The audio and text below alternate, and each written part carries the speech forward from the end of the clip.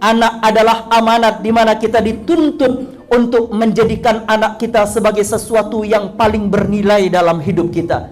Tidak ada yang lebih bernilai daripada anak dan keturunan kita. Harta mungkin nanti akan hilang, pangkat dan jabatan ini akan berakhir, tapi hubungan kita dengan anak kita, bahkan bagaimana caranya agar kita bisa berkumpul nanti di dalam surga, sebagaimana yang disebutkan di dalam Al-Quran, walladzina amanu wattaba'athum dzurriyyatuhum biimanin alhaqna bihim dzurriyyatahum wama alatnahum min amalihim min syai' kullu imri'in bima kasaba rahin. Nanti orang-orang yang beriman akan diperkumpulkan oleh Allah di dalam jannah bersama anak keturunannya yang seiman dengannya. Maka pada saat itu mereka dikumpulkan oleh Allah di dalam kenikmatan jannah. Ini adalah harapan kita, tidak hanya berkumpul di dunia, tapi nanti kita akan berkumpul bersama anak keturunan kita di dalam jannatul firdausil a'la. Amin ya rabbal alamin. Hadirin yang dimuliakan Allah subhanahu wa ta'ala, oleh karena itulah kita dituntut untuk memberikan pendidikan terbaik kepada anak kita. Sejak anak kita di dalam kandungan, Allah jelaskan dalam Al-Quran, وَجَعَلَ لَكُمُ السَّمْعَ وَالْأَبْصَارَ وَالْأَفْئِدَةَ. Ayat ini dahsyat. Al-Quran bukan sekedar bacaan, tapi ia memiliki hakikat yang dalam. Dalam ayat ini Allah Ta'ala menjelaskan bahwa yang berfungsi pertama kali dari seorang anak adalah telinga, baru kemudian berfungsi matanya, baru berfungsi kolbunya. Maka ketika anak sedang ada dalam kandungan, ia sudah bisa mendengarkan suara-suara yang datang dari luar kandungan ibunya. Ayat ini menjelaskan betapa dahsyatnya Al-Quran, menjelaskan tentang medis, menjelaskan tentang pendidikan, bahkan sejak manusia berada di dalam kandungan. Oleh karena telinga yang berfungsi pertama kali, maka orang tua harus memperdengarkan kalam-kalam thayyibah, harus memperdengarkan kalimat-kalimat thayyibah. Karena sejak ia di dalam kandungan, ia mendengarkan, lalu kemudian apa yang ia dengar itu akan terekam di different mind, di alam bawah sadar seorang anak. Lalu ketika ia lahir ke dunia, setelah telinganya berfungsi, ia kemudian mulai memandang. Maka tugas orang tua adalah memperlihatkan amal-amal kebaikan yang bisa ditiru oleh anaknya.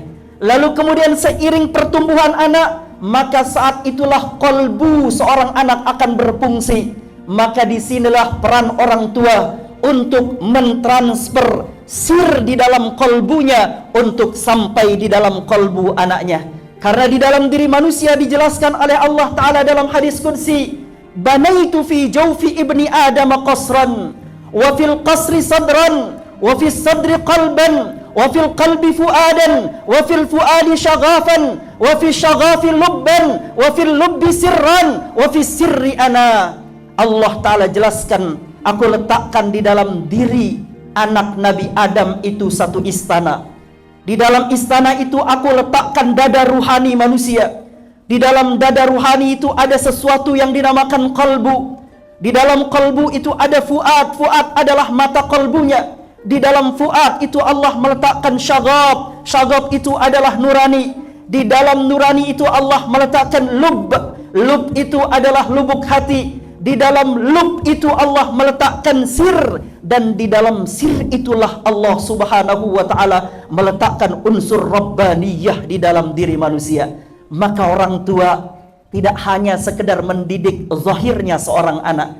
Orang tua tidak hanya mendidik lisan seorang anak, tapi mendidik kolbunya dengan mentransfer sir yang tersimpan di dalam kolbunya. Asma, zikrullah, wirid-wirid yang kita simpan di dalam sir akan mengalir kepada anak-anak kita. Maka oleh karena itulah orang tua dituntut untuk menjadi orang tua yang saleh, untuk mendatangkan anak-anak yang saleh yang mengabdi kepada Allah Subhanahu wa ta'ala. Mari kita doakan, mudah-mudahan Bapak Haji Agus Rahmatullah dianugerahkan anak, yaitu Ananda Muhammad Hamizan Rabbani Rahmatullah, dijadikan oleh Allah Ta'ala sebagai anak yang soleh, sebagai pembahagia orang tua, sebagai anak yang nanti menjadi ahlullahi wa khasatuhu, sebagai ahlinya Allah, sebagai VVIP personnya Allah. Dari lisannya mengalir kalam-kalam Allah di dalam kalbunya terdengar, terdetak asma-asma Allah.